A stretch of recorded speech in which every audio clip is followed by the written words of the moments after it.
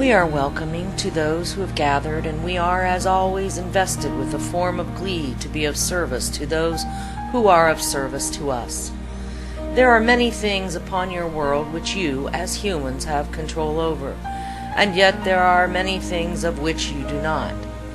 We would today prefer to work with you upon understanding more of those things which you have control over,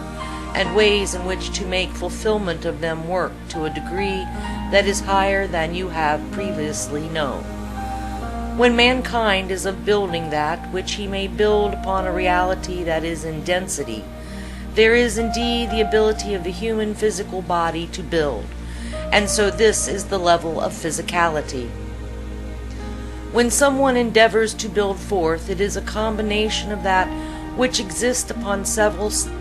strata, and we will tie together today for you those levels, so that what you build, what you create, may have more life, may have more weight, beyond the levels of density.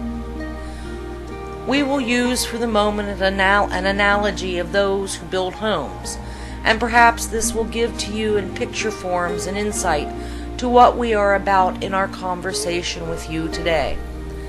In an area where homes are to be built, there are of course those who have foreseen the vision and who have created the idea in the mental fields. There are those who work upon building the plans. They are the engineer and the architectural experts. And yet, while they use their physical body for transmutation of a mental field concept, they are not utilizing two of the fields which might be given more weight within this construction process, and these indeed are perhaps even more vital. In the area where homes are being built, it is, however, often that those who actually build, who actually handle materials, are often working purely upon physical levels. They do not invest themselves very deeply into the mental field of the architectural designs. They are told by a provider of instruction what to do, and they use will, human will, to erect one board upon another, and therefore the construction of this house is often done with very little energy of the three very important fields. It is why there are homes which are built that are sufficient, and yet they do not have to them the draw, the ability to enliven the lives of those who live within them, as say a home which was built by one who had the skills, who invested not only his physicality, but also his mentality, his emotional complexities, and his spiritual conceptions of how he would be uplifted within the home.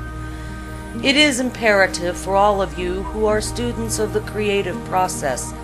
to realize that it is not merely about the mental and physical, but you must begin to add, regardless of project, that which is of the emotional and the spiritual, for in this all constructions, be it a home to live in down to that which is laid solely onto paper,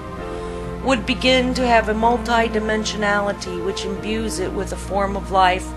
with a form of structure and energy that cannot as easily be denied or destroyed.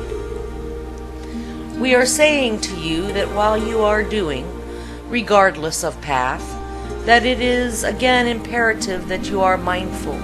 that you are in all moments not diverting or unfocusing what you are gaining and what you are giving in all dimensions. Even one who is doing a mundane task, something that is repetitious, something that is daily, would be better served if they were to be mindful of the structures around the task that could be enlivened so that the process itself calls forth from within the totality of their being. Many of you live in a world of physicality and are adept at working in the realm of mentality, perhaps even within emotionality, and yet how many begin to connect with the spiritual design and spiritual purpose of cleansing your home, feeding your children, and washing your hands. It is in these moments when you are doing simple mundane tasks that you are often shifted within your energies so that you might have greatest creative power. The connection to all that you do, to all that you touch, and to all that you will,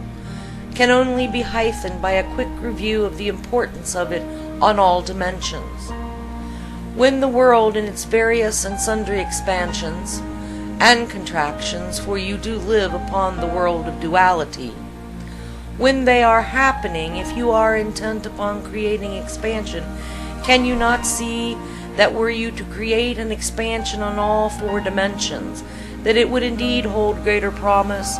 greater longevity, and greater influence, to name a few of the benefits, if you were to anchor it in each and every level?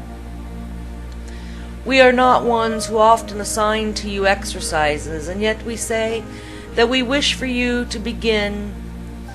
to retrain and reassemble your thinking, so that you are beginning to take mindfulness to everything that you have and everything you are about. In your world it is known that a great portion of the human brain is not utilized, and so we give to you a hint on how you can expand your numbers, your percentages, far beyond what your scientific models have indeed told you. And therefore, as you progress in the ability to be ever mindful that all that you do within your world has impacts on levels of which you are not totally aware, and ever unto our world,